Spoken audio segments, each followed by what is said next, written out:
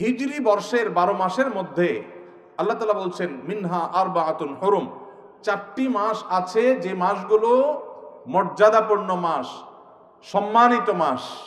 আল্লাহ তাআলা এই মাসগুলোকে মর্যাদা দিয়েছেন, সম্মান দিয়েছেন। সেই সম্মানিত যে 4 মাস, এই 4 মাস সম্পর্কে সহিহ বুখারীর হাদিসে নবী করিম সাল্লাল্লাহু আলাইহি সাল্লাম বলেছেন সালাতুন মুতাওয়ালিয়াত, সেই সম্মানিত 4 মাসে 3টা হলো বাই সিরিয়াল, ধারাবাহিক। সে ধারাবাহিক 3 মাস হলো জিলকদ, জিলহজ, মুহররম। বলতে হবে সাথে, জিলকদ, জিলহজ, মুহররম। সিরিয়ালে মাসের কততম মাস? হিজরি বর্ষের কততম? 11, 12, 1। এই 3টা হলো ধারাবাহিক সম্মানিত 3 মাসের 3টা। অর্থাৎ আমরা যে রমজানের রোজা পালন করার পরে শাওয়াল আসে, এই শাওয়াল চলে গেলেই টানা ধারাবাহিকভাবে 3 মাস, এগুলো হলো সম্মানিত মাস। ওয়ারাজাব মুদর আল্লাযী বাইনা জুমাদা ওয়া শাবান, 4র্থ মাসটা হলো রজব মাস, যেটা জুমাদা সানি আর রজবের মধ্যবর্তী, শাবানের মধ্যবর্তী। অর্থাৎ এই যে মাসটাতে আমরা আছি এটা, তাহলে এটা হলো সম্মানিত 4 মাসের একটা। ভাইরা আমার, এই কথাটা এর আগেও যারা জানতেন, আগে থেকেই জানতেন যে রজব মাসটা সম্মানিত 4 মাসের একটা, এটা যারা আগে থেকে জানতেন তারা একটু হাত তোলেন। খুবই অল্প সংখ্যক মানুষ। তাহলে আজকের মাহফিল থেকে নেওয়ার মতো একটা জিনিস ইতিমধ্যে আমরা পেয়ে গেছি, সেটা হলো সম্মানিত 4 মাস বছরের রমাদানটা সবচেয়ে সেরা, সেটার কোনো আলোচনা নাই, সবকিছুর ঊর্ধ্বে। রমজান মাসের পরে হিজরি বর্ষের 4টি সম্মানিত মাস আছে। এই 4টি সম্মানিত মাসের মধ্যে 3টা ধারাবাহিক, জিলকদ, জিলহজ, মুহররম, আর 4র্থ মাসটা হলো রমজান মাসের আগের মাস, অর্থাৎ যে মাসটাতে আমরা এখন আছি, রজব মাস। এই মাসটা, এই ইলমটা, এই কোরআনের ধারণাটা, এটা আজকে থেকে নিয়ে যাব ইনশাআল্লাহ। এই ইলমটা নিলে লাভ হবে কি? লাভ হবে এই, স্বয়ং আল্লাহ রাব্বুল আলামিন যে মাসকে মর্যাদাবান ঘোষণা করেছেন, সেই মাসটা আমাদের কাছে মর্যাদা পাওয়ার উপযুক্ত না উপযুক্ত না? কোনো সন্দেহ আছে? আল্লাহ কোরআনে যে মাসকে মর্যাদাবান বলেছেন, সে মাসের প্রতি মর্যাদা প্রকাশ করা আমাদের কর্তব্য না কর্তব্য না? এখন আমরা যদি কাউকে না চিনি, তাকে কি মর্যাদা দেওয়া যাবে? আপনি ডিসি অফিসে চাকরি করেন, নতুন বাংলাদেশে পুরাতন ডিসি পরিবর্তন হয়ে নতুন ডিসি সাহেবের এখানে পোস্টিং হয়েছে। আপনি বিমানে করে ঢাকায় আসছেন, আপনার পাশের সিটেই ডিসি সাহেব বসে আসছেন, উনি যোগদান করার জন্য আসছেন। আপনি ডিসি অফিসের একজন সাধারণ কর্মচারী। পাশের সিটে যে বেচারা আসছে, যে লোকটা আসছেন, তিনি ডিসি হিসাবে এখানে জয়েন করবেন। আপনি জানেন না যে তার অধীনেই আপনার কাজ করতে হবে সামনে। তাহলে সেক্ষেত্রে আপনি পাশের সিটের লোক হিসেবে তাকে বিশেষ কোনো কেয়ার কি করার কথা? কিন্তু যদি আপনি টের পান, জানতে পারেন যে উনি এখানে জয়েন করবেন এবং তার অধীনে আপনার কাজ করতে হবে, তাহলে আপনার ভিতরে একটু পরিবর্তন হবে নাকি হবে না? কথাটা পরিষ্কার না? পরিবর্তন হবে না?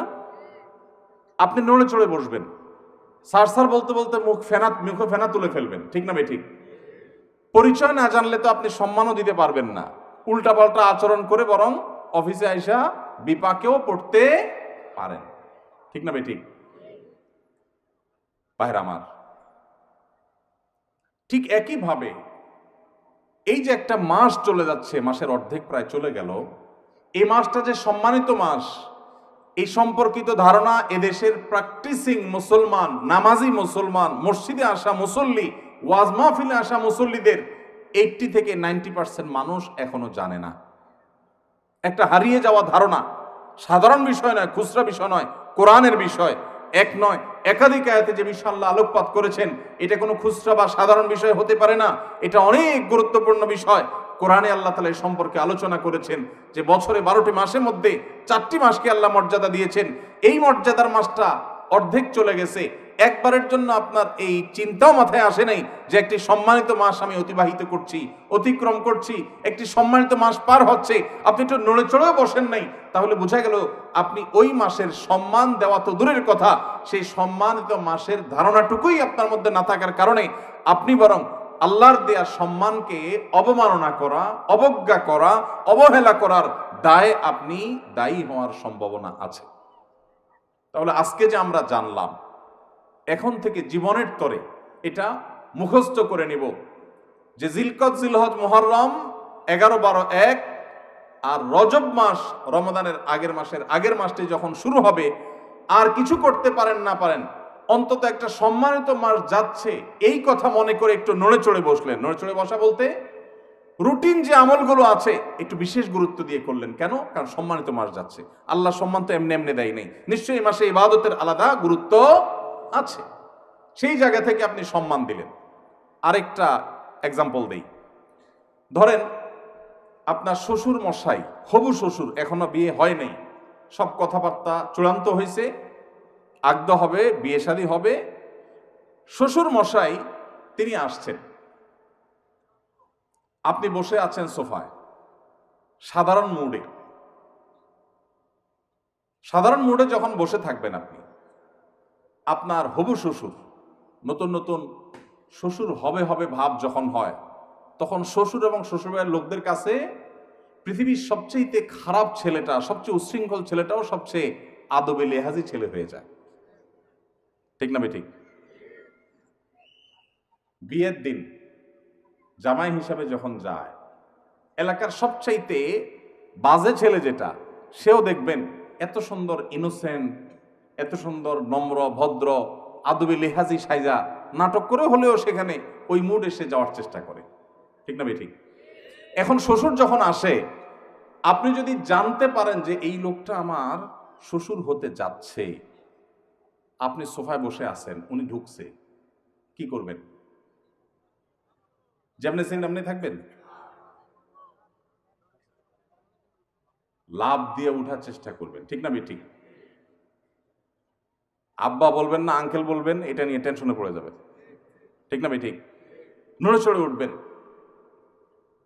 আর যদি অন্য সাধারণ মানুষ আসে, চিনেন না, তাহলে হয়তো আপনি ড্যাম কেয়ার ভাবে বসে থাকবেন। রজব মাস প্রবেশ করার পর আপনি যদি জানেন যে একটা সম্মানিত মাস প্রবেশ করেছে, আল্লাহ সম্মান দিয়েছেন, সাথে সাথে আপনি নড়ে চড়ে বসবেন। নড়ে চড়ে বসা কি? অন্য সময় ফজর নামাজের জামাতে গাফিলতি হলেও রজব মাস যাচ্ছে এই কথা মনে করে তাড়াতাড়ি মসজিদে চলে যাবেন, কারণ সম্মানিত মাস যাচ্ছে, আল্লাহ সম্মান দিয়েছেন। আমি যদি নড়ে চড়ে না বসি, আমি যদি আমলের জন্য নড়ে চড়ে আমি নিজেকে প্রস্তুত না করি, তাহলে আল্লাহর দেওয়া সম্মানিত মাসের প্রতি আমি অবহেলা এবং অবজ্ঞা প্রদর্শন করে বেয়াদব হলাম। ভাইরা আমার, ধারণাই নেই সমাজে, আলোচনাই নেই। মসজিদের ইমাম সাহেবদের প্রতি আমার অনুরোধ, সম্মানিত মাসগুলো যখন আসবে প্রতিটা মসজিদে মসজিদে এ সম্পর্কে আলোচনা করবেন, আলোকপাত করবেন, আমাদের ভাইদেরকে ধারণা দিবেন। অনেক ভাই আছেন 50-60 বছরের মুসলমান, তার জীবনে 50 বার সম্মানিত মাস এসেছে, একটি বারের জন্য তিনি কেয়ারও করেন নাই, জানেনও না, তার মাথায় আসেই নেই রজব কি আর জমাদের সানিয়া কি, কোনো পার্থক্য নাই, কোনো ব্যবধান নাই, কোনো ভাবলেশ নাই। এর মানে হলো আল্লাহর দেয়া সম্মানিত মাসের প্রতি সম্মান প্রদর্শন আমি করলাম না, অবজ্ঞা করলাম। এটা সুস্পষ্ট আল্লাহর দেওয়া মর্যাদার প্রতি অবজ্ঞা, অসম্মান এবং বেয়াদবি। ভাইরা আমার, তাহলে এখন থেকে সম্মানিত মাস যখনই আসবে, এই মাসকে সম্মানিত মাস হিসাবে আমরা একটু কেয়ার করব, চেষ্টা করব না ইনশাআল্লাহ? সেদিন কোন এক ভাইয়ের সাথে দেখা, হঠাৎ করে আমার অফিসে এসছেন, ভাই কানাডা থাকেন। তো আমরা যখন নাস্তা অফার করলাম, সবাই নাস্তা খাচ্ছি, উনি বলেন আমি রোজা আছি। আমি বললাম কি উপলক্ষে রোজা আজকে? সোম না, বৃহস্পতি না, আইয়ামে বীজ না, হঠাৎ করে আজকে এই মঙ্গলবারে কিসের রোজা? তুমি বললেন না, কোনো মাসনুন রোজা না, যেহেতু সম্মানিত মাস রজব যাচ্ছে, সম্মানিত মাস উপলক্ষে রোজা রাখার কোনো স্পেশাল নির্দেশ নাই হাদিসে কোরআনে, কিন্তু আমি নিজে থেকে একটু নফল হিসাবে এটা রাখছি। একে তো শীতকাল, এই সময় নবী সাল্লাল্লাহু আলাইহি ওয়াসাল্লাম রোজা রাখার জন্য উৎসাহ দিয়েছেন, আবার সম্মানিত মাস আল্লাহ সম্মান দিয়েছেন, সেজন্য আমি নিজের উদ্যোগে সুন্নাহ হিসাবে না, একটু নফল আমল করার চেষ্টা করেছি। আমার দিলটা শীতল হয়ে গেছে শুনে। উপস্থিত যারা ছিল সবাইকে বললাম, দেখেন, এটাকে বলা হয় কোরআনের শিক্ষা, এটাকে বলা হয় হাদিসের শিক্ষা। ওয়াজ মাহফিল শুনতে শুনতে কান ঝালাফালা করে ফেললাম, একেবারে ওয়াহ কি ওয়াজ হয়েছে, কি ওয়াজ শুনলাম, এই সমস্ত ওয়াহ আর আহ বলে চলে গেলাম, কিন্তু কিছু শিখতে পারলাম না। জীবনে কোনো পরিবর্তন হলো না, কোনো চেঞ্জ আসলো না, কোনো আমল আসলো না, কোনো বদামল ছাড়া হলো না। এটা কখনো দ্বীনের শিক্ষা অর্জন হতে পারে না। এই জন্য ভাইরা, আজকের মাহফিল থেকে আমরা যে এ সম্পর্কে নিজেরা এই ইলমকে আমল করব, চর্চা করব যখন সম্মানিত মাস আসে, এবং নিজের পরিবারের সদস্য বন্ধু বান্ধবের মধ্যে এই বিষয়গুলো শেয়ার করবো যে সম্মানিত মাস সম্পর্কে ধারণা সম্পর্কে তোমার জানা আছে কিনা বন্ধু, চলো আমরা আলোচনা করি। কোরআনে আল্লাহ তাআলা সম্পর্কে বলেছেন, শেয়ার করা যাবে তো ইনশাআল্লাহ। আল্লাহ তাআলা আমাদের সবাইকে এই সম্মানিত মাস সম্পর্কে যে ধারণা বিলুপ্ত হয়ে যাচ্ছে সমাজ থেকে, কোরআনের আমল সাধারণ খুচরা বিষয় না, অথচ হারিয়ে যাচ্ছে, ধারণাই নাই, এই গোটা প্যান্ডেলের মধ্যে 2-4-5 জন ছাড়া বাকিরা আমরা জানি না। তাহলে এটা সম্পর্কে আমরা চর্চা, আলোচনা, আমল বাড়াবো তো ইনশাআল্লাহ। এবার আসেন, সম্মানিত মাসে আমরা কি করব? ভাইরা আমার, সম্মানিত এই মাসগুলোতে স্পেশাল বা বিশেষ কোনো একটি করণীয় আলাদা করে কোরআন হাদিসে কোথাও আসে নাই যে এটা করতে হবে। বিশেষ কোনো নামাজ নাই, বিশেষ কোনো রোজা নাই। আরবে জাহিলি যুগের মানুষরা রজব মাসে অনেক কিছু করত। এখনো আরবে রজব মাসে ওমরা করাকে বিশেষ ফজিলতপূর্ণ মনে করা হয়, এটাকে বলা হয় ওমরায়ে রজবিয়া। রজব মাসে একটা বিশেষ পশু জবে হতো জাহিলি যুগে, সেটাও নবী সাল্লাল্লাহু আলাইহি ওয়াসাল্লামের হাদিসে উঠে এসেছে। মুসলমানদের জন্য রজব মাসে বা সম্মানিত মাসে করার মতো আলাদা কোনো আমলের কথা কোরআন হাদিসে বলা হয়নি। তবে আল্লাহ রাব্বুল আলামিন যেহেতু এই মাসগুলোকে মর্যাদা দিয়েছেন, এজন্য রুটিন যে আমলগুলো আছে যেগুলো আমরা অন্য মাসেও করি, সেগুলো এই মাসগুলোতে সম্মানিত মাস হওয়ার কারণে বিশেষ গুরুত্বের সাথে করব। 5 ওয়াক্ত নামাজ 12 মাসই পড়তে হবে। রমজান আসলে যেরকম তার বিশেষ গুরুত্ব আসে, সম্মানিত মাসের কারণে ওই 5 ওয়াক্ত নামাজকে আমরা বিশেষ যত্ন সহকারে আদায় করবো ইনশাআল্লাহ। যেমন ওই যে বললাম, মুরব্বী মানুষকে সম্মান করা, এটা ভালো না খারাপ? ভালো। হারিয়ে যাচ্ছে, আদব লেহাজ হারিয়ে যাচ্ছে, কিন্তু মুরব্বী মানুষ তাকে দেখে শ্রদ্ধা করা, এটা আমাকে ইসলাম শিখিয়েছে। পশ্চিমাদের অপসংস্কৃতির করাল গ্রাস এবং থাবা আমাদের যুব সমাজকে ধ্বংস করে দিচ্ছে। আমরা আমাদের শৈশবে দেখেছি, কোনো মুরব্বী যদি রাস্তার এক পাশ দিয়ে আসতেন, অপর পাশ দিয়ে স্কুল কলেজে পড়ুয়া তরুণরা, মাদ্রাসা তো বটেই, স্কুল কলেজের ছেলেফেলেরা পর্যন্ত রাস্তার এক পাশে কাচুমুচু হয়ে দাঁড়িয়ে শ্রদ্ধা ভরে সালাম নিবেদন করতেন, আসসালামু আলাইকুম বলে। আর এখন পারলে গায়ের উপর উঠে। ঠিক না ঠিক? ভাইরা আমার, এই জায়গা থেকে আমাদের নৈতিক অধঃপতন হয়েছে না উন্নতি হয়েছে? মনে রাখবেন, নবী সাল্লাল্লাহু আলাইহি ওয়াসাল্লাম বলেছেন, মা মিন শাইইন ইউদাউ ফিল মিজালি ইয়াউমাল কিয়ামাতি আথকালু মিন হুসনিল খুলুক। আবু দাউদ তিরমিজি বর্ণিত হাদিস। নবীজি বলেছেন, কিয়ামতের ময়দানে বান্দার উত্তম আখলাক, উত্তম আচরণের চাইতে ভারী কোনো ওয়েটফুল কোনো আমল কিয়ামতের ময়দানে মিজানে পাল্লা আর উঠবে না। আচরণের সৌন্দর্য, আপনি নফল আমল করলে আল্লাহকে যতটা খুশি করতে পারবেন, আখলাক সুন্দর করলে তার চেয়ে বেশি খুশি করতে পারবেন। উত্তম আখলাকের পাঠ এবং অংশ হলো মুরব্বীদেরকে সম্মান করবেন, আলেমদেরকে ইজ্জত করবেন, তাদের প্রতি বিশেষ কেয়ার করবেন। কিন্তু এটা হারিয়ে গেছে। তো আমি যেই কথাটা বলছিলাম, ধরুন যে কোনো মুরব্বীকেই সম্মান করা, ইজ্জত করা, এটা ইসলামের নির্দেশ। নবী সাল্লাল্লাহু আলাইহি ওয়াসাল্লাম বলেছেন, মাল্লাম ইউআক্কির কাবীরানা, যে ব্যক্তি আমার উম্মতের বড়দেরকে, সিনিয়রদেরকে, বাপের বয়সী মানুষদেরকে শ্রদ্ধা করে না, ফালাইসা মিন্না, সে আমার উম্মত হতে পারে না। এই যে সতর্ক নবী সাল্লাল্লাহু আলাইহি ওয়াসাল্লাম করেছেন, এই জন্য যে কোনো মুরব্বী, বাপের বয়সী বা বয়সে বড়, তাদেরকে শ্রদ্ধা করতে হয়। এটা ইসলামের শিক্ষা। এটা করলে একটা ইবাদত হবে, সওয়াব হবে, এবং সেই সওয়াবটা নফল সাধারণ আমল করলে, তাসবিহ করলে যে পরিমাণ সওয়াব হবে, এই সওয়াবটা ওর চাইতে ওয়েটফুল হবে কিয়ামতের ময়দান। কিয়ামতের দিন আমল কি গণা হবে না মাপা হবে? কি ভাই, আমল কি গণবে ফেরেশতারা না মাপবে? তাহলে আমাদের আমলের সংখ্যা বাড়ানো দরকার না ওয়েট বাড়ানো দরকার? ওয়েট যদি বাড়াইতে হয়, আচরণ সুন্দর করতে হবে। এখান থেকে একজন বক্তব্য দিচ্ছে, আপনি বলছেন বসেন বসেন, আচরণটা কি সুন্দর হলো না অসুন্দর হলো? রাগ করছেন? ওয়াজ মাহফিলে এসে যদি নিজেদের সংশোধন না হয়, তাহলে লাভ কি? একটা ভুল দেখার পর যে ভুলটা যদি ভাই হিসাবে ধরায় না দেই, তাহলে শুধু আপনাদেরকে পাম্পট্টি দিয়ে আমি ওয়াজ দিয়ে চলে গেলাম, এ ওয়াজের কোনো লাভ আছে? ভাইরা আমার, তো যেটা বলছিলাম, একজন সাধারণ মুরব্বীকে আপনি দেখে শ্রদ্ধা করলেন, এটার একটা গুরুত্ব আছে। কিন্তু ওই একই মুরব্বী যদি মুরব্বী প্লাস হবু শ্বশুর হয়, গুরুত্বটা কি বাড়বে না কমবে? বাড়বে। তাহলে আপনি সাধারণ মুরব্বীকে দেখে রেসপেক্ট করবেন, আর মুরব্বী শ্বাস প্লাস হবু শ্বশুর যদি হয় তাহলে রেসপেক্টের পরিমাণটা আরো। ঠিক একইভাবে অন্য যে কোনো মাসে 5 ওয়াক্ত নামাজ আপনি পড়বেন, রজব মাস সম্মানিত মাস আসছে, সেজন্য আপনি ওই 5 ওয়াক্ত নামাজের গুরুত্ব আরো বাড়িয়ে দিবেন। আমি কি বোঝাতে পেরেছি আপনাদেরকে? আপনাদের কাছে কি বিষয়টা পরিষ্কার হয়েছে যে রজব মাসে কি করতে হবে? রুটিন যে কাজগুলো আছে, ভালো কাজগুলো আছে, সেগুলো এই মাসে আরো যত্ন সহকারে করতে হবে। কেন? সম্মানিত মাস যাচ্ছে, আপনি কোরআন তেলাওয়াত প্রতিদিন করেন, মাশাআল্লাহ, আল্লাহ আপনাকে তৌফিক দিয়েছেন।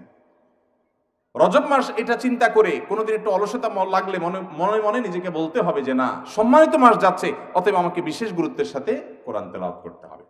তাহলে রজব মাসে কি করবো, এটা পরিষ্কার হয়েছে। আরেকটা করণীয় হলো, আল্লাহ রাব্বুল আলামিন কোরআনে কারীমে বলেছেন সূরা তওবা, যে আয়াতটি আমি তেলাওয়াত করলাম এখানে, যালিকাদ দীনুল কাইয়্যিম ফালা তাজলিমু ফীহিন্না আনফুসাকুম। এই সম্মানিত মাসগুলোতে তোমরা নিজেদের প্রতি নিজেরা অবিচার করিও না, নিজেদের প্রতি নিজেরা জুলুম করিও না। তার মানে পাপাচার করে এই সম্মানিত মাসে, যে মাসকে আল্লাহ সম্মান দিয়েছেন, এই আল্লাহর দেওয়া সম্মানিত মাসে গুনাহের কাজ করে নিজের পা নিজে কুঠারাঘাত করো না। কুঠারাঘাত যে করেছো, এটা তো দুনিয়ার কুঠারাঘাত না যে দেখা যাবে রক্ত বের হবে, বুঝবা কিয়ামতের দিন যে আল্লাহর দেয়া সম্মানিত মাসে অপরাধ করে গুনাহে লিপ্ত হয়ে নিজের আমল বরবাদ করেছো, ইমান বরবাদ করেছো। এজন্য খবরদার, সম্মানিত মাস আসলে নিজের প্রতি নিজে গুনাহের মাধ্যমে অবিচার করবা না। এই আয়াতের আলোকে ইমাম ইবনে কাসির রাহিমাহুল্লাহ সহ অন্যান্য মুফাসসিরগণ বলেছেন যে এর মানে হলো সম্মানিত মাসগুলোতে গুনাহ থেকে বাঁচার ব্যাপারে, বিরত থাকার ব্যাপারে বিশেষ যত্ন নিতে হবে। ওই যে একটু আগে যেটা বললাম, সেটাকে আবারও আমরা অন্যভাবে বোঝার চেষ্টা করি। ধূমপান করা ভালো কাজ না খারাপ কাজ? খারাপ কাজ। আপনারা তো কেউ করেন না,